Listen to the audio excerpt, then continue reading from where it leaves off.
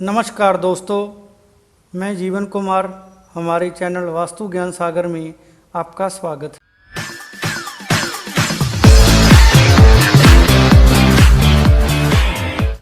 दोस्तों, आज बात करें कि वास्तु के अनुसार बच्चों को पढ़ाई में अच्छे नंबर लेने के लिए घर की किस दिशा में बैठकर पढ़ना चाहिए और पढ़ते समय उन्हें मुख किस दिशा की तरफ रखना चाहिए।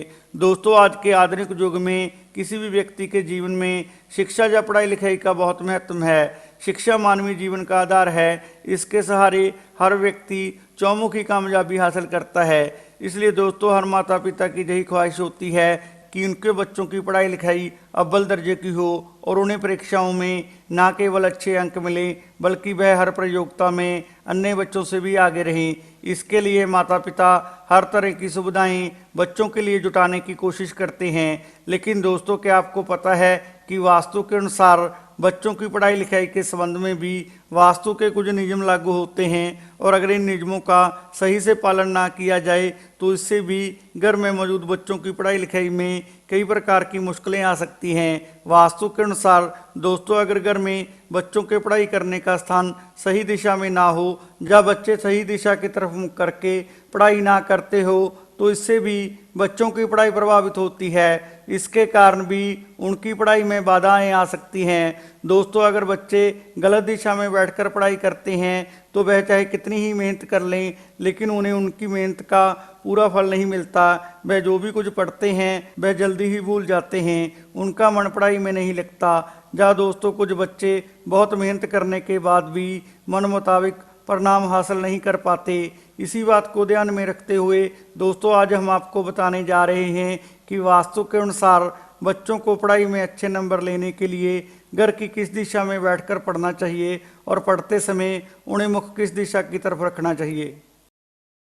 वास्तु के अनुसार दोस्तों, घर में बच्चों को पढ़ाई करते समय घर के उत्तर पूर्व या ईशान कोण में बैठकर पढ़ना चाहिए, क्योंकि यह दिशा गुरु ग्रह से संबंधित होने के कारण पूजा पाठ और पढ़ने लिखने के लिए बहुत उत्तम मानी जाती है। यह दिशा ध्यान और शांति की दिशा मानी जाती है। यह दिशा बच्चों को योग्य बनाने में सहायक होती है। इस दिशा में बैठकर बच्चे जब पढ़ाई करते हैं तो उनका मन पढ़ाई में लगता है और उनकी एकाग्रता बढ़ती है। उन्हें सब आसानी से याद हो जाता है, उनका दिमाग तेजी से चलता है। इस कारण दोस्तों, यह दिशा अच्छी शिक्षा या पढ़ाई की दृष्टि से बहुत शुभ मानी जाती है। इसलिए दोस्तों, यदि आप चाहते हैं कि आपके बच्चे भी पढ़ाई में अच्छे नंबर प्राप्त करें तो उन्हें भी घर की इसी दिशा में बैठकर पढ़ना चाहिए। लेकिन दोस्तों, यदि किसी कारण आपके बच्चे घर की इस दिशा में बैठकर नहीं पढ़ सकते तो वह घर की उत्तर और पूर्व दिशा में बैठकर भी पढ़ सकते हैं।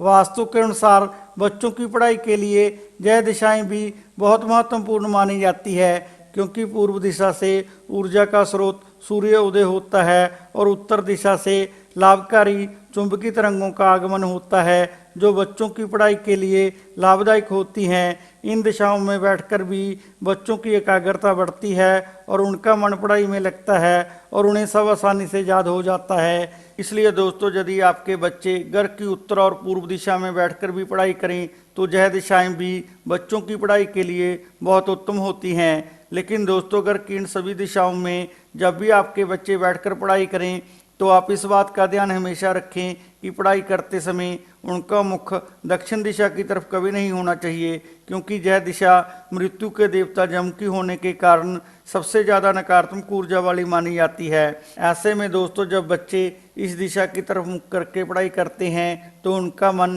पढ़ाई में बिल्कुल नहीं लगता।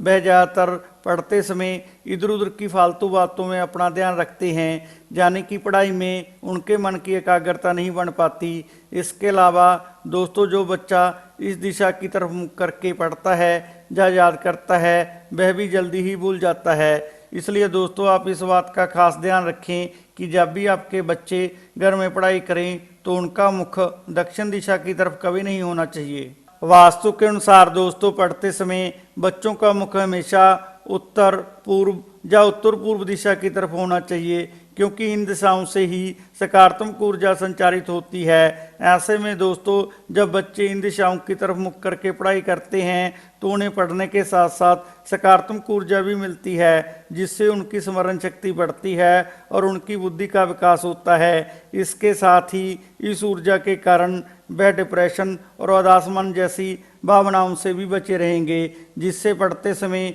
उनका मन हमेशा शांत और खुश रहेगा। इसलिए दोस्तों, आप भी इस बात का ध्यान हमेशा रखें कि जब भी आपके बच्चे घर में पढ़ाई करें तो उनका मुख पढ़ते समय हमेशा उत्तर पूर्व या उत्तर पूर्व दिशा की तरफ ही होना चाहिए।